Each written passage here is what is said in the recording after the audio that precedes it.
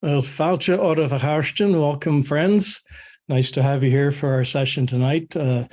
This is the third season of the Gaelic Narrative Project. So we're very pleased that you've been following us, some of you since the beginning.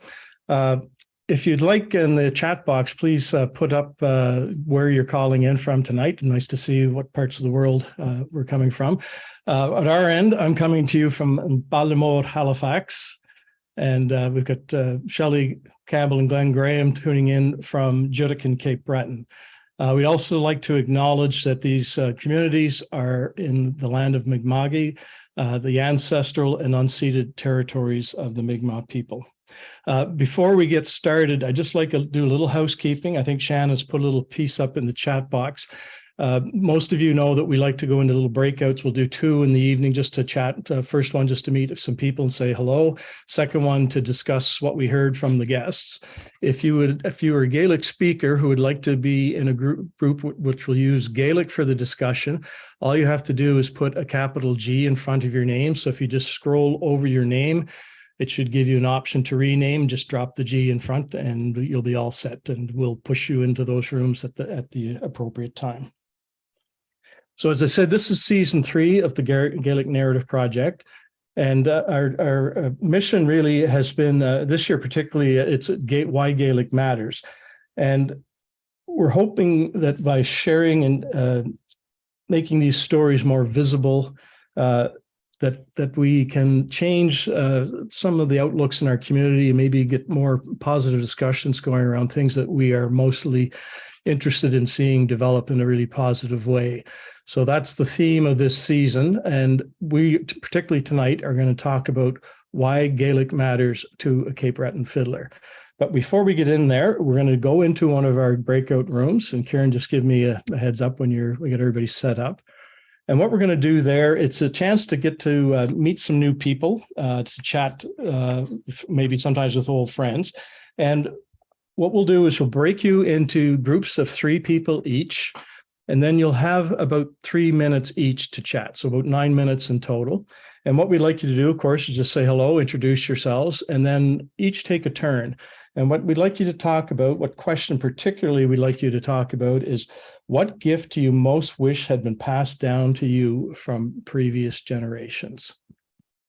Okay, and so Kieran will get to work on getting the Gaelic rooms together.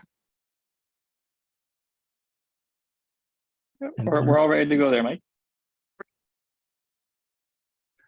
Welcome back, everybody. I hope you had a nice chance to maybe meet some new people. I did in our group, somebody I'd heard of but never got to meet before. So it's a nice opportunity.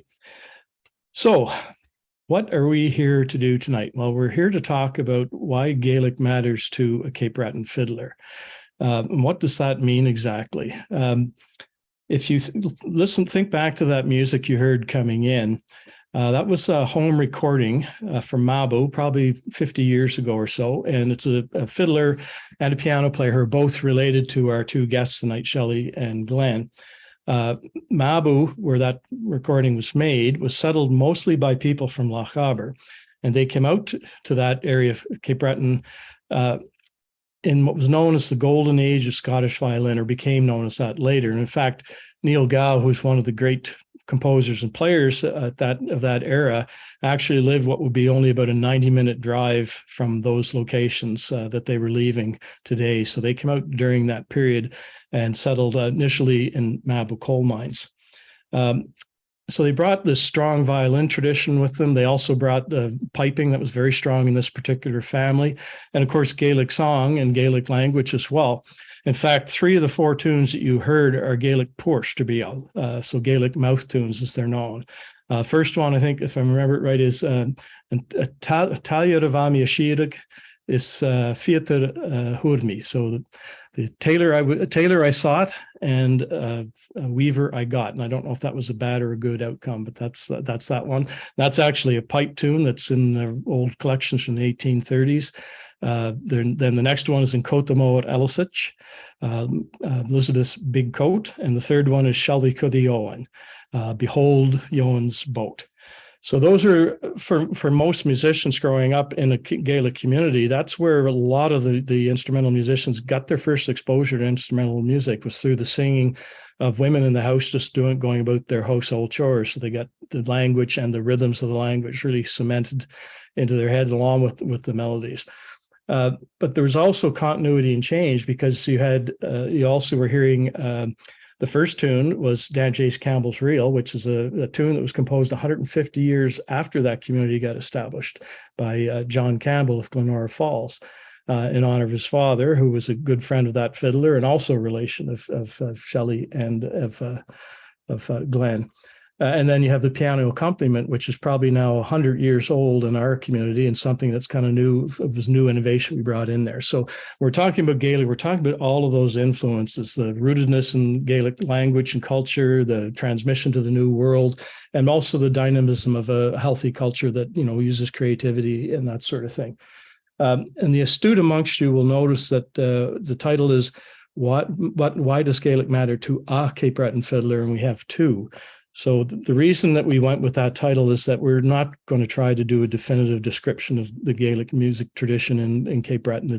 We can only even just barely scratch the surface tonight. So what we are going to do Shelly and Glenn are going to give their personal view. What about the tradition matters to them? What makes it special to them?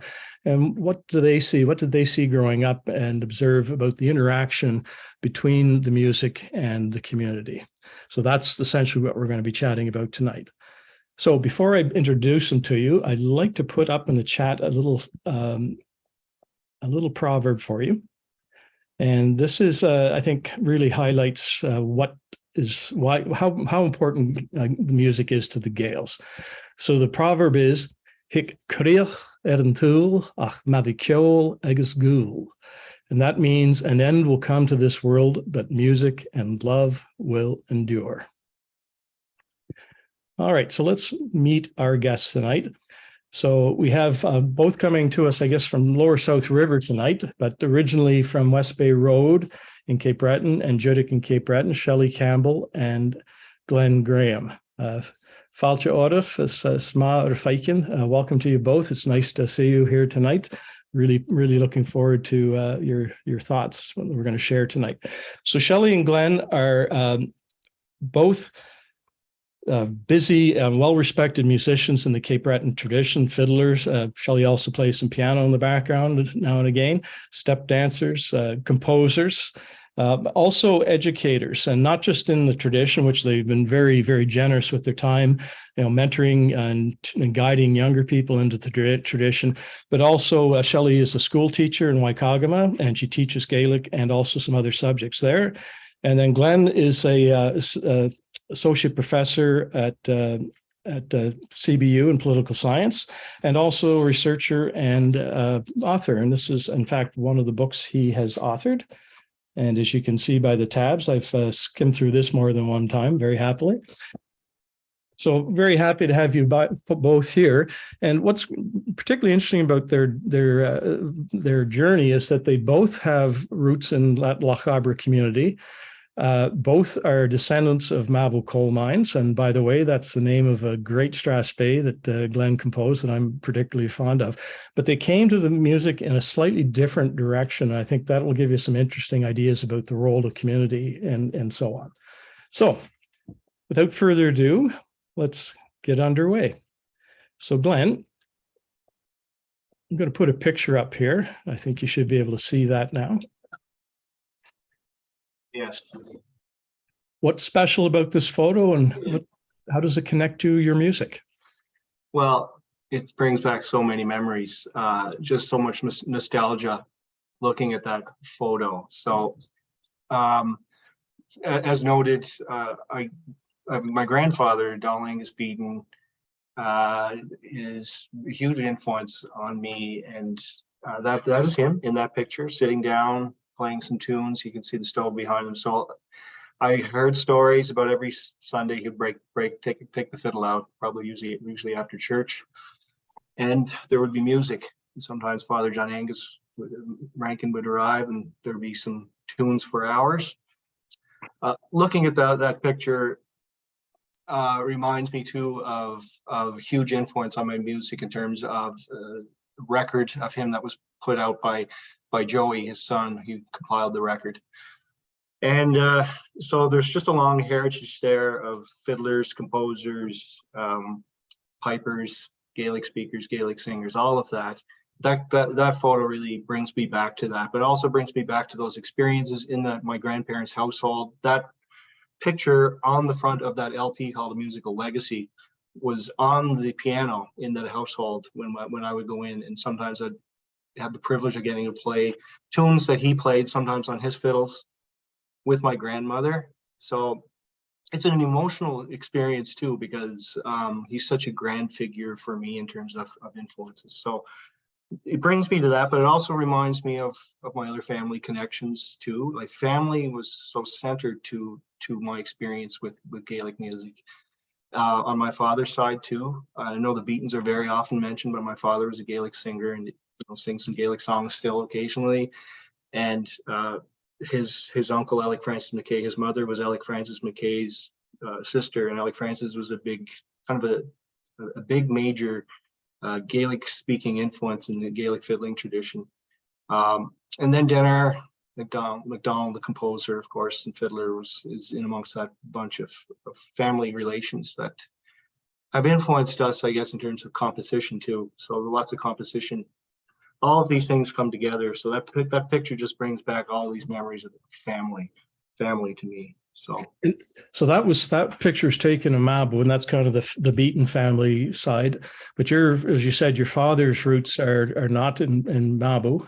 Where did you grow up, and what was your experience there? Yeah, so I grew up in Judic, community about 20-minute drive from Mabo, and very much same type of experience you'd experienced growing up in Mabo. There was music. Buddy McMaster, of course, lived there. And Buddy's son, Alan, close friend of mine for my whole life, basically. He would have me over to play as children, and I would hear Buddy playing in the background, practicing, playing for, sometimes the whole time, a couple of hours that I'd be there, his music was in the background. So I got lots of free Buddy McMaster concerts that no doubt had an influence. Yeah, exactly. And then to think that all those Glencoe dances that I went to, and where Buddy was playing was, quite the experience through my life. So Judic, very much like Mabo, and same type of experience. Mostly a mainland community too. I think mostly Moidart people in yes, Mabo, I think. Yeah. So you had like tons of people on your Beaton side, step dancers, piano players, Gaelic. Your grandmother Elizabeth was quite a good Gaelic speaker. Your father on the Graham side spoke Gaelic. Alec Francis on your father's side spoke Gaelic. So what was that like when you were sitting at home, on an average day? How did you get exposed to it? Did you go to concerts, or what was the general way you kind of learned about the music? I used to hear music basically every day, every single day. My mother would have a recording playing if she wasn't picking, then sometimes she'd be playing the piano to the music. My father, I recall, he used to even play the fiddle a little bit too, and he'd be taking the fiddle out. And he grew up hearing the Gaelic language, can speak Gaelic, and had been taking it at St. Yvex when I was a youngster. And then he was probably experimenting in his teaching practices, and he was teaching me Gaelic words and phrases, and that had a huge influence on me too. So it wasn't the fiddle that I first performed in a concert. It was actually singing a Gaelic song with my father. So, I didn't know that. Yeah. So there's that a strong influence on his side through the Gaelic in Judic. And then of course back to that picture too, I think of a really formative moment where Donal Angus had presented me with a fiddle when I turned, I think it was 7 years old. And it felt like he felt like this guy could possibly be the fiddler in that family, or I was getting that impression that it was an important moment. And he gave me that fiddle, and it was strung up for me, especially for me. And we passed it along in the family. But it was a really formative moment, thinking to myself, there's something important here that I have to, not have to, but I could see myself continuing. Yeah, that must have been some moment when those big blacksmith's hands passed that violin over to you. How old were you at that time? I was 7 years old. Yeah. And then you started scratching a little bit, and then I think you took lessons from your uncle Kinnan. Is that right, Kinnan Beaton? Yeah, when I was 10 years old, my mother and a couple of her sisters, brothers, got together and asked Kinnan to teach some of us, and we got together, myself and Rodney and a bunch of other cousins. I say myself and Rodney because we were the ones out of that bunch that ended up continuing quite a bit. But there were others in the family that played, just not as out there, right, playing. But it was huge influence again, Kinnan teaching us, and it set the foundation for us to continue on. And Betty Lou was always there too, and she's huge influence and has constantly been an influence in terms of providing correctness and interpretation of tunes, and telling you can ask her and you feel comfortable, and she helps you with an interpretation of how to play a tune. Yeah. Well, and Betty Lou had even more free concerts of Buddy McMaster because she's Buddy's sister, and she's married to Glenn's uncle Kinnan, and they're a deadly duo for dance playing. So, all right, thanks for that, Glenn. So, sure. Shelly, I'm going to ask you a question now. So tell us about this day, and why are you wearing the decorative bow in your hair? Oh, yes. Okay, so this is just a number of years ago. I'm trying to remember how many years ago. I had it pulled up on my phone 3-4 years ago when Teresa McClellan from Riverside passed away. And Riverside is just up the road from where I grew up. And as a young child, I guess, coming along in the music, Teresa was my bus driver. So I guess I just kind of always knew that she was this well-respected. I kind of idolized her, I guess, if you want to call it that way. Although I never really got to hear her in person very often, except here and there when she'd maybe pull the bus over on the side of the road and play a tune if I had my fiddle on the bus for a Christmas concert or something. But she was kind of, actually, that whole family had a like larger than life, I don't know, almost like they were characters in a story. Yeah. And that's kind of how people refer to them in general. Like her father, Teresa's father, was this massive man, like another blacksmith, huge hands that could play apparently the sweetest music, ever heard. And then Teresa herself and her brother Donald and Marie, they were, just kind of treasures and always a little funny something. And they were almost, what's the other word? Maybe you kind of kept them at a distance because they almost had something mysterious about them in a way too. You didn't just drop into visits or whatever until I got older. So that picture of me on the right there in the blue, that took a lot of courage to go up there that day and see her. And I had known Teresa my whole life, but you kind of just held her in kind of such high esteem. Well, So, they did have a mysterious gift, did they not? Well, they did, yes. So apparently the McClellans were gifted their music from the Shea, the fairies, and it goes back to an aunt of Big Ronald's who found an arrow went past her in the field, and they took the stick home and put it up above the window or the door frame, and from that time on the fairies started to bother them. So that story was passed along over the years, and that was apparently their gift of the music, which is a popular theme in many Gaelic stories, is being gifted your music by the fairies. Yeah. I wish they would bother me that way, but so here's another one. And tell us what's going on here. What was going on that day? Tell us a little bit about your community. It's not quite the same exposure that Glen had. Tell us about this day. Yeah, so that's probably around the time I first started playing, maybe a year or so after. I was about 7 when I started. And what I remember is it was around the time that the Rankin family kind of was coming out with stuff. And I don't know, my father just came to me one day and said, would you like to take fiddle lessons?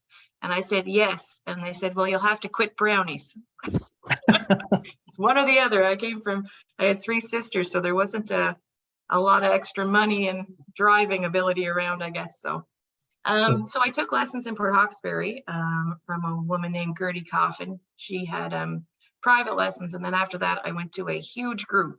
And I was the youngest. I was 8, and the oldest was 93.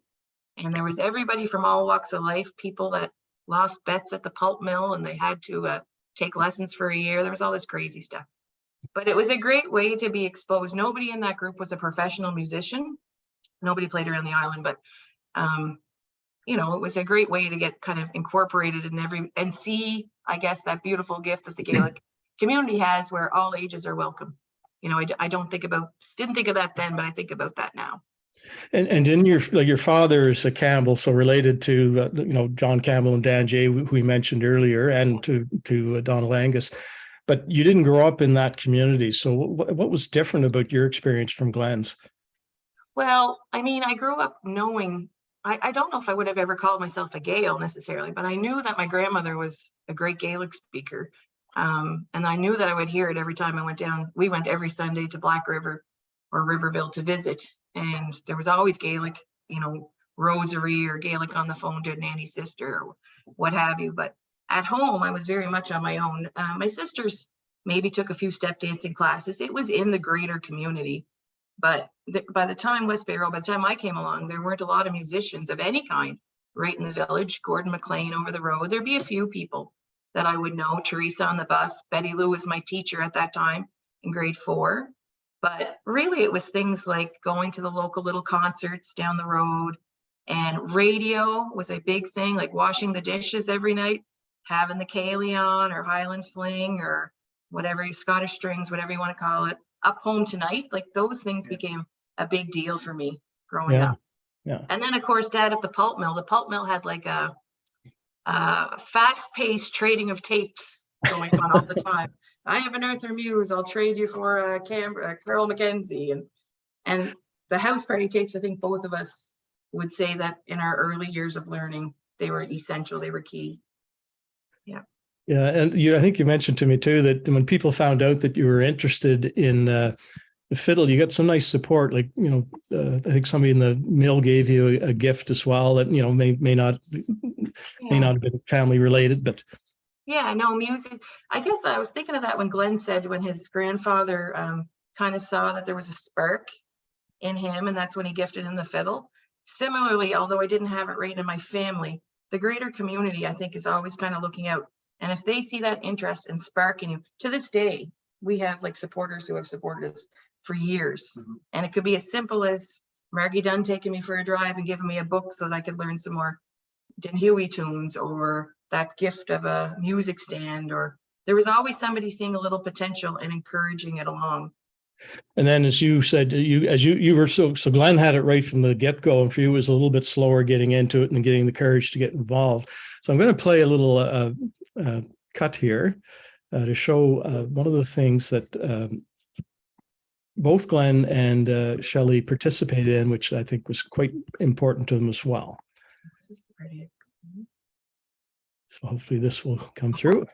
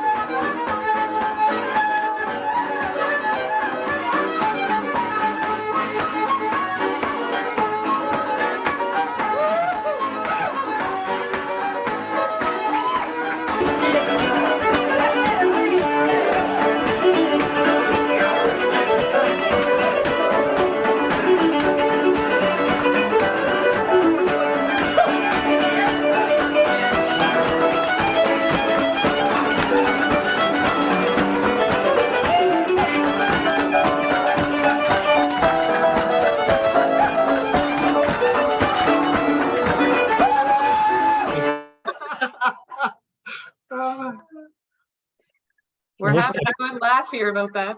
I'm sure it brings some memories back. So where was that and what was going on? There's 3 different clips there, 3 different occasions. And why was it important to you, particularly Shelly? Well, that was at a place called Little Neil's. I'm seeing Abigail on here. You've probably heard of that place many times. Little Neil's was a bit around the back of the Glendale Mountain Road. And it was, at that time, Sandy McDonald and Johnny McDonald lived there, 2 brothers.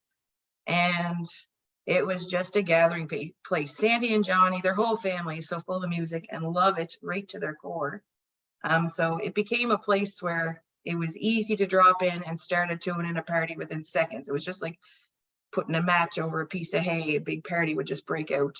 But those parties were, for me growing up, like I would not have stayed in the music had it not been for that. I remember getting called up to my first one. I was home and getting called up to go play at one. And I got there early, of course. Most people didn't land till probably 9, 10 o'clock. But, you know, Alec Francis would have been there, and Donnie Dougal, who you saw in the video there playing. And I was just sitting there kind of taking it all in. And then I think Stan Chapman was at that one, and he got me up to play a few tunes. And so you became really aware of that you were kind of in the center of things, but you were surrounded by a lot of really informed people. And for me, that's one of the key parts of keeping the culture going, I guess, or the music going, is that informed listener is so important, because they're not really judging you, but they help you stay on track in a really nice, encouraging way. And so little things, you know, people might give you a little bit of advice, or you get to sit in with a piano player that was, you know, a little bit different, and get to play with somebody, all those little things at a house party that kind of, I guess, mean a whole lot at the end of the day. But the other part would be being so up close and personal. And you could speak to this too, Glenn, when you demonstrate some things, but you couldn't be any closer, and you learned a lot through mimicry. Yeah. So seeing somebody's bowing, seeing somebody's fingering, seeing how they sat in the chair and moved their body, like all that became very, very helpful for me, especially in my teen years and when I wanted to shape my music more. You mentioned something really interesting to me. We were chatting one time about how watching the body movements actually kind of opened up your playing. What happened there? Well, I guess like I started out by reading music, which I don't know. Glenn, did you start by reading music?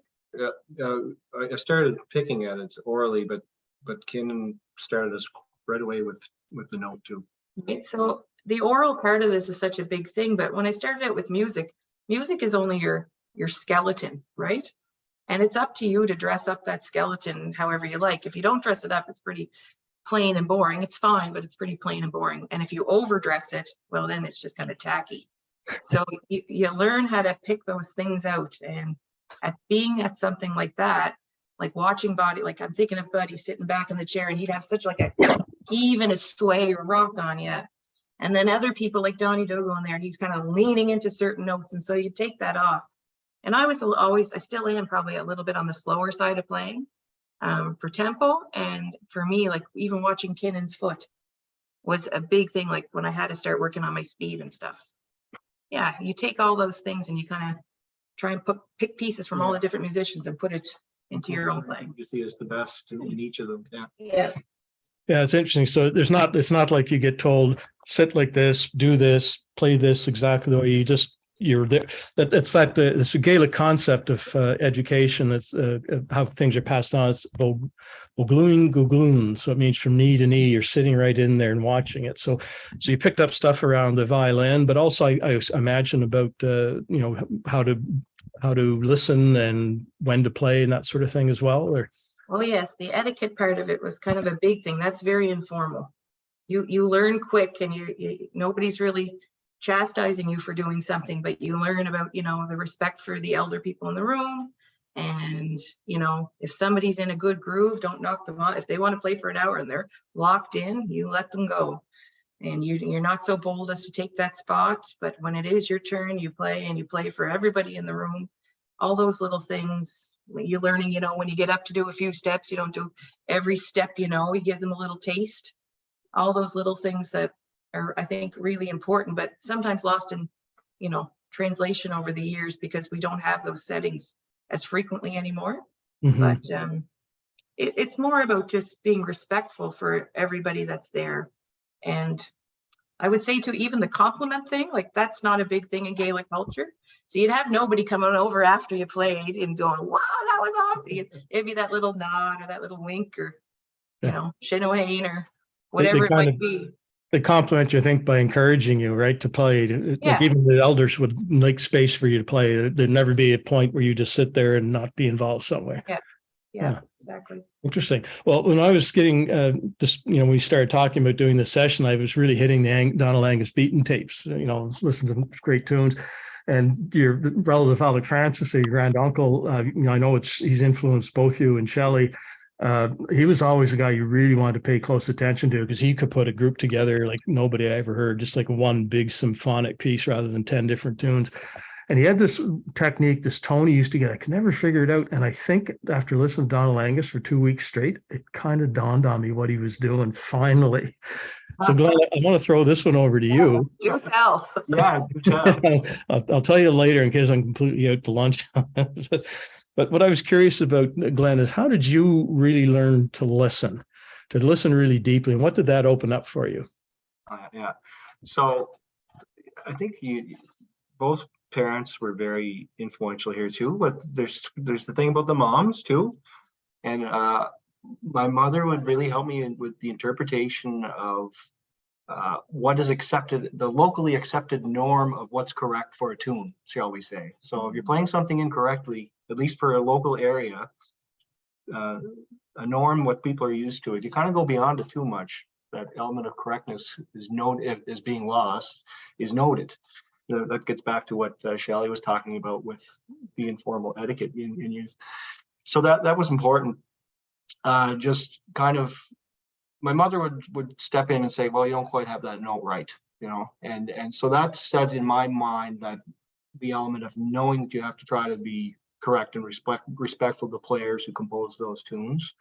But also, Shelly mentioned mimicry, and there's the idea of modeling. Jackie Dunn mentioned that in her undergraduate thesis, the idea of fiddlers modeling. And we had the advantage back in the day, our technological gift, in a sense, or technological advance that we took advantage of was cassette tapes or records, LPs, cassette tapes.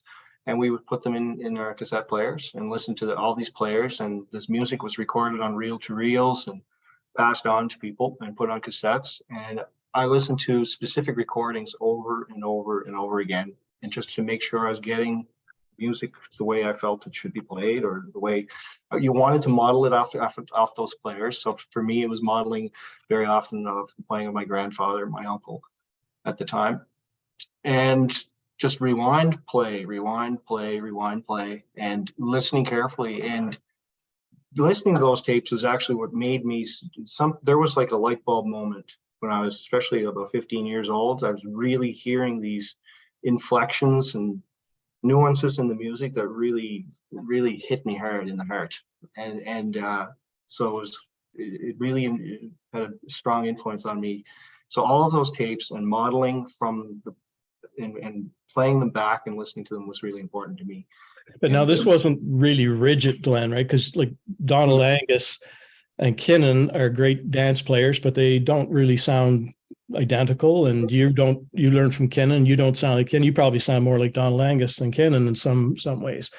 So how did you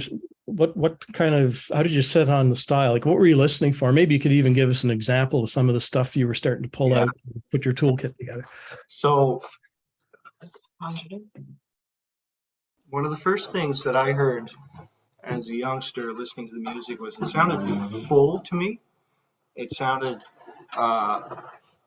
it just sounded big. Almost sounded like, when I was listening to Donald Angus tapes, I'd say to myself, it almost sounds like two fiddlers are playing. Yeah. Like giant fiddle. And one of the first things I noticed was that he was playing an underlying drone. So instead of just playing the A string, you'd hear this underlying E, or on the reels, you'd hear like that. You're hearing that influence of the pipes in it. So I was hearing that and emulating it on the fiddle after I heard it on the tape. And then after I kind of got that stuff, I started getting influenced more or trying to incorporate ornamentation. So I started with one type of ornamentation, like a vibrato, not going back and forth like a classical player, but pressing and releasing. And I just learned it by listening. And then you heard other things. So I could just quickly play a tune, The Skeleton, as Shelly was saying. Angus Donald Beaton's Lament, for instance, by Donald Angus. A tune he made for his friend after he had passed away. Another part of the tradition, composing and remembering people in certain ways, also through composition. So instead of just playing straight through on the notes,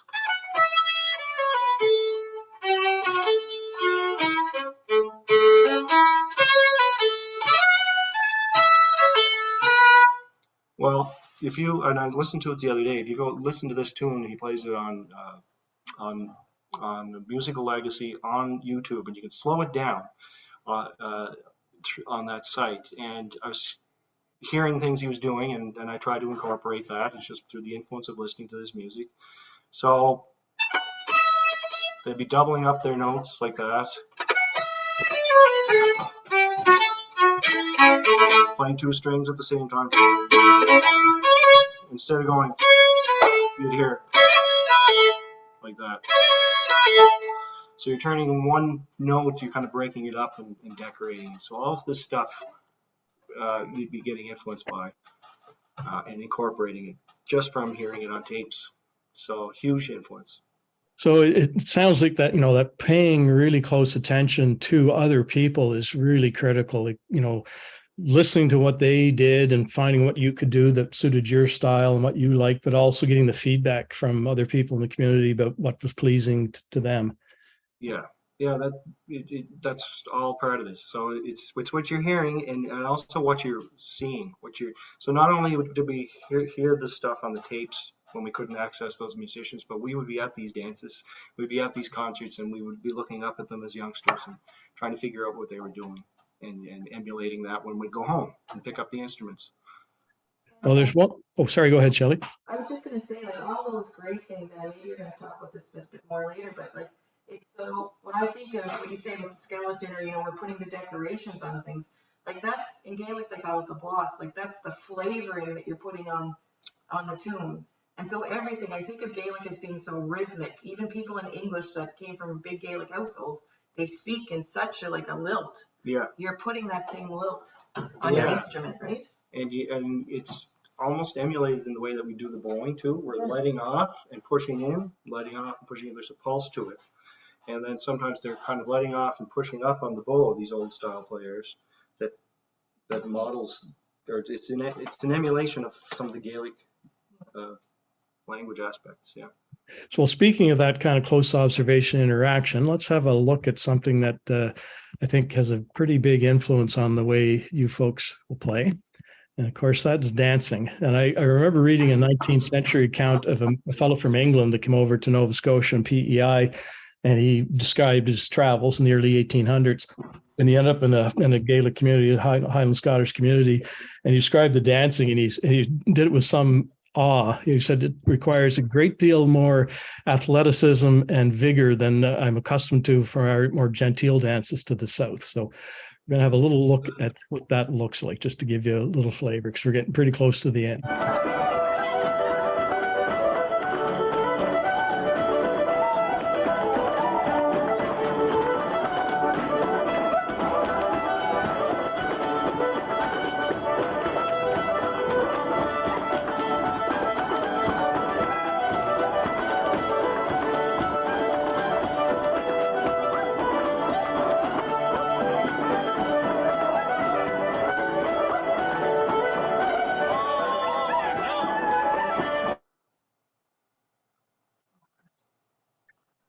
So you guys have been to a lot of dances. What is it like to have a group of people like that on the floor when you're playing, or to be in the set dancing with them? Because I know you've done both.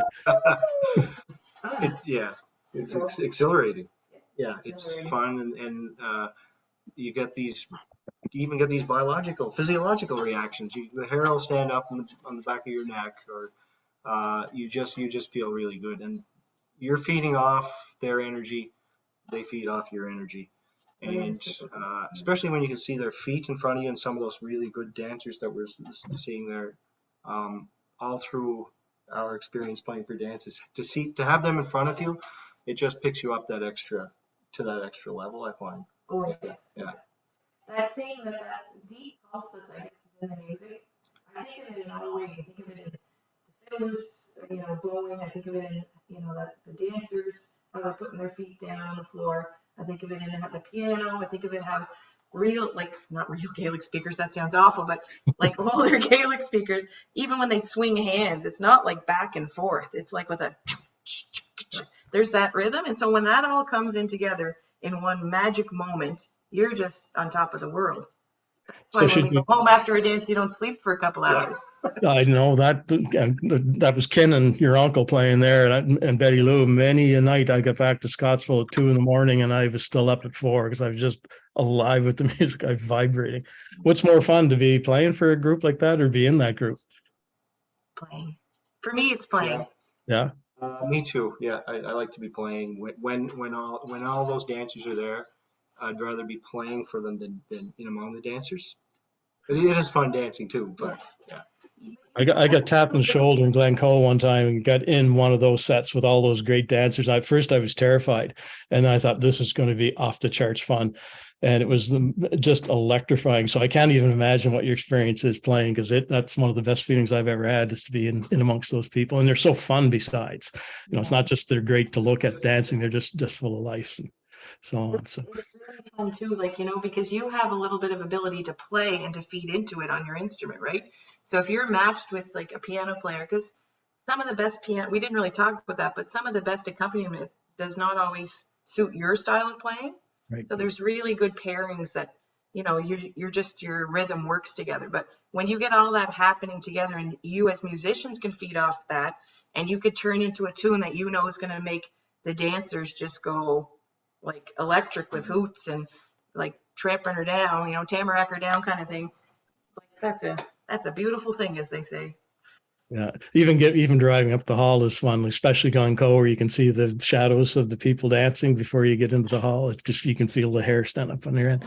So, well, Glenn and Shelly are going to play some tunes for us later on, but we're getting close to the end of our discussion here. So I'm going to ask them one last question here. And sorry, we could talk for hours on this. There's so many great memories and so on that you're sharing. But what you've been talking about tonight, there's a lot about slowing down, taking time, really paying attention, listening, interacting really closely with people, respect and that sort of thing. And that seems to go against a lot of the values that are kind of prevalent in our society now. We're in a rush. We've got 5 different devices going. We're on TikTok and we're in Netflix and all this, maybe all at the same time. We don't seem to have as much time.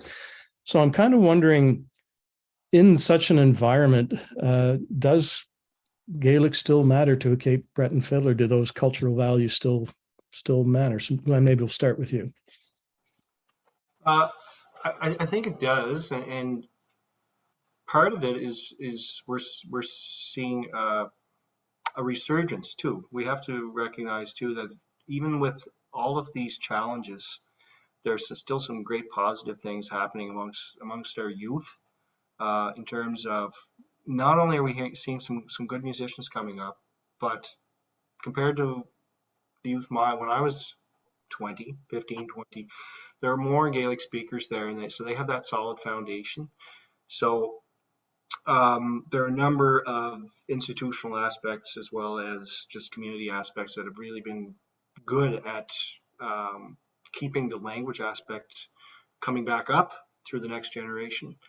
What does it still matter? Absolutely. I think if everything's interlinked, so losing one aspect can affect the other, and I think that musically, it matters to me, and I know to Shelly, as we're talking about there. It's a way of being, it's a way of living, it's a way of life, but also it's important to pay attention to those rhythms. And those rhythms are associated with language, and the language is interlinked with the piping. And even some Gaelic singers might be able to, Gaelic singer learners might be able to learn from some of the musicians that have been picking up these accents and rhythms from learning old tapes, et cetera, et cetera. So does it matter? Yes, in terms of if we think it is important to keep the sounds, the feel alive, it does matter. So I think that there are younger people that are recognizing this, and I still think that things are looking okay. Good. Well, yeah, and I find that the fact that the music is so exhilarating, it's a way to bring people together and just an excuse to be in company. So Shelly, I'm going to put a picture up here. If you want to speak to this, please do. If you don't, then you can ignore it. But this, I bumped into Shelly quite a few times this weekend. She's playing at all kinds of events, and there's quite an interesting one in particular. We both took the same picture from the opposite angle because we thought something was special was happening there. So are you able to see that? Yeah. Okay. So, oh, Shelly, can you move in a little closer to the mic? Yeah. You hear me okay now? Yeah. Okay, so this was in Iona on the weekend, and there was a Gaelic Ekbala training session that Shannon did or facilitated at that time. And especially with, I guess, the last few years of COVID, there haven't been many opportunities to get that many maybe Gaelic speakers in one room. And beyond Gaelic speakers, there were a variety of musicians in there and just local listeners, people that are, that know their local history and stories. And it just reminded me of all maybe those years growing up and how important the social community setting is for all of this. Fiddlers in particular in Cape Breton have been there when people die, for birthday parties, for weddings, for anything you can imagine. So we're kind of interwoven into the fabric of the community from a musical sense, because music provides such, I guess, joy or healing in a lot of circumstances. And when this was happening, so Mickey, Jen H. McNeil there, he just kind of came in towards the end of the Cayley that I was playing for, and we had shared a few songs, pipe tunes and things throughout the day, but it was so funny. It was just like it gave him a lift too, to be back amongst all the crew, if you want to call it that. Our crew, I guess, in the music communities or the Gaelic community is really important to us. You have an extended family. And so when he got in there, I whispered to Seamus, I said, Seamus, do you think Mickey might want to sing a song? And we just barely got the mic in his hands and away he went. So kind of the power of the music in the moment take over your body when you're surrounded by such a great welcoming community. And I think that's probably why Gaelic is so important, is because it provides that chance to get together and do these things that are so healthy for mind, body, and soul. Yeah. Thank you for that, Shelly. Yeah, there was identity. Yeah, exactly. probably 25 Gaelic speakers in that room. We had Gaelic conversation. There's 4 generations, I think, in that picture. Gaelic conversation, Gaelic song. We had music from Shelly and Alan, and from Kenneth McKenzie. We had square dance. We had step dancers. All these elements kind of came back together in a really lovely way that time. So thank you, folks, for sharing your insights into that community and that culture. As I said, they're going to play at the end here. What we're going to do now is we're going to break out and just reflect on what they shared with us tonight. So we're going to go into groups again. And this time, though, you'll have a little bit longer. You'll have about 6 minutes each, so about 18 minutes in total. And put some questions up here for you in the chat box here. But essentially what we're going to ask you is what feelings, memories, or thoughts came up from you during the discussion? And how can this music continue to shape and support community? How can it keep its Gaelic distinctiveness, but also continue to share and shape community? So I'm just going to put those in the box there now. So when you get into your breakout room, just open the chat box and those questions will be there. You can answer both or one or the other, whatever speaks to you at the time. So again, we'll have about 18 minutes, so about almost 25. So Kieran, are we ready to go? Great. Well, welcome back. I hope you had some nice conversations in the breakout room. What we're going to do now is it's called a harvest. So what we're going to invite you to do is in the chat box, just share some of the things that came up for you, either in the discussions you just had or your reactions to the discussions with Shelly and Glenn tonight. And I'll just post this now in the chat box. And what we'd like to ask you, were you moved in any way by what you heard tonight? Did you discover anything new about the music or about yourself? What action might you be inspired to take? Any of those as inspiration, but any thoughts you'd like to share? So you can go ahead and start that now. And I'm going to play you a little bit of Mary Alice Thurul, Mary Beaton, little Mary McDonald, she was known, another relative of the Beatons, and Shelly and Glenn.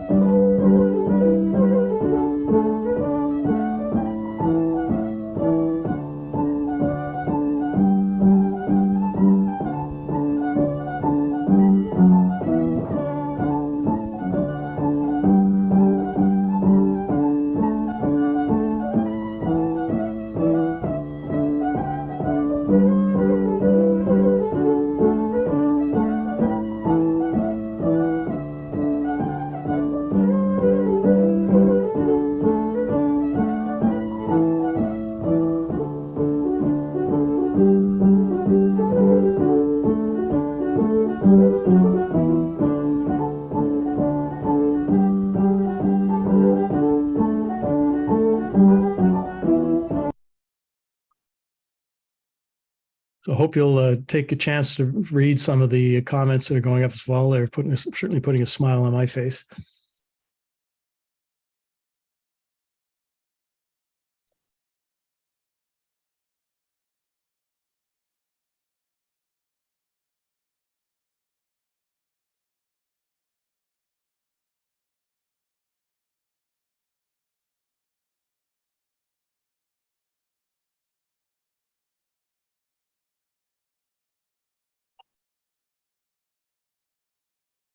Judy, Hamish.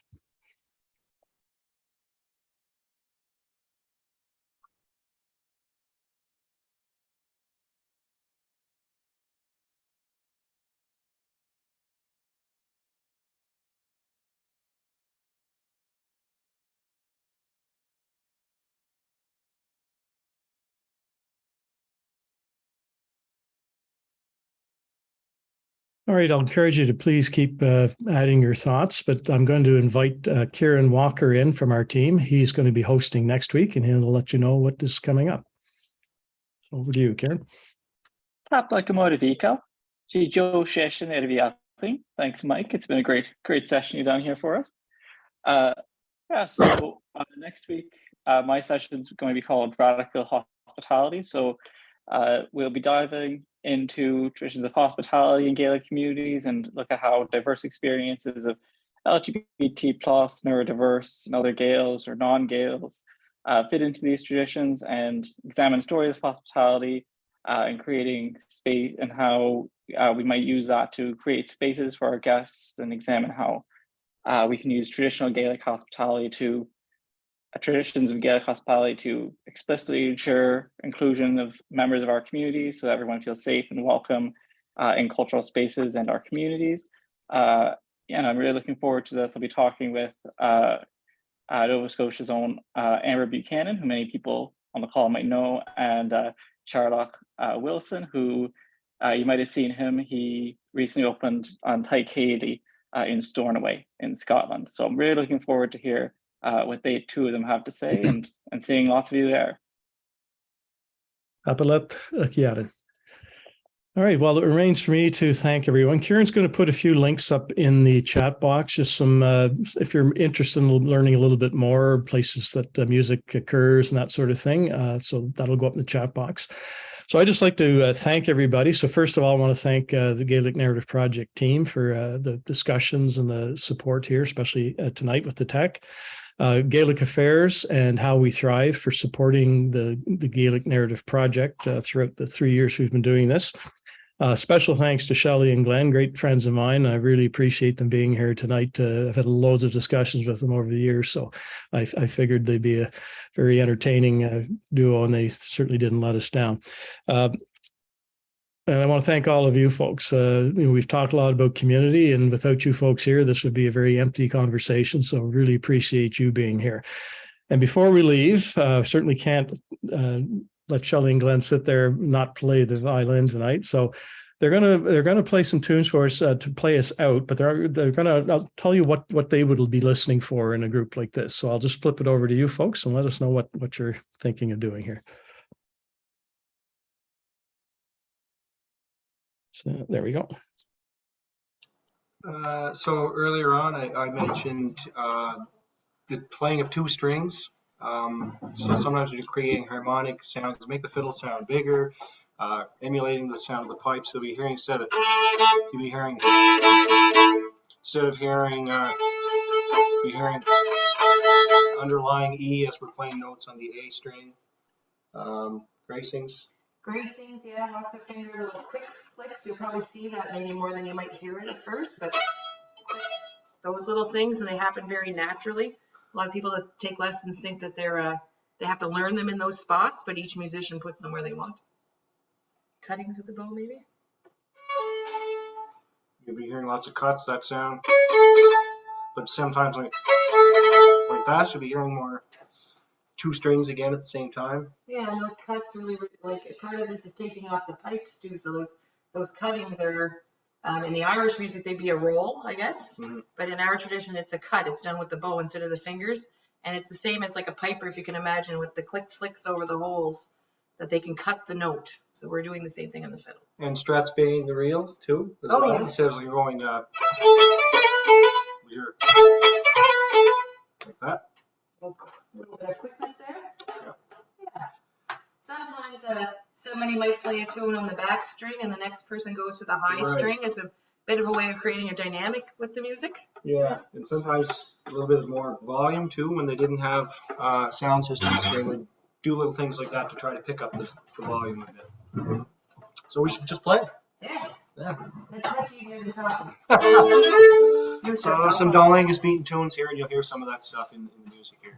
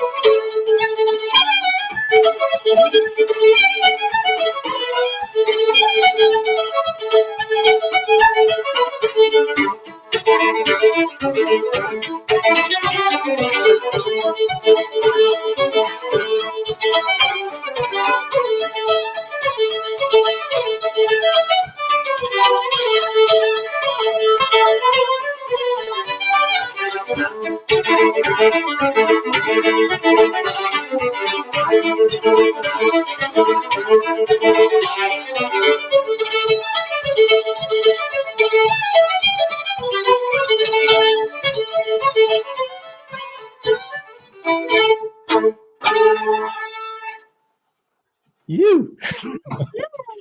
Thanks so much. I'll call them Friday night fingers that aren't working so well. I feel that too.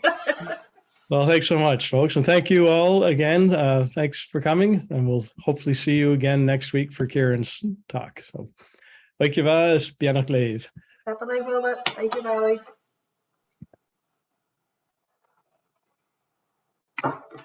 Dankjewel, Eve. Ready?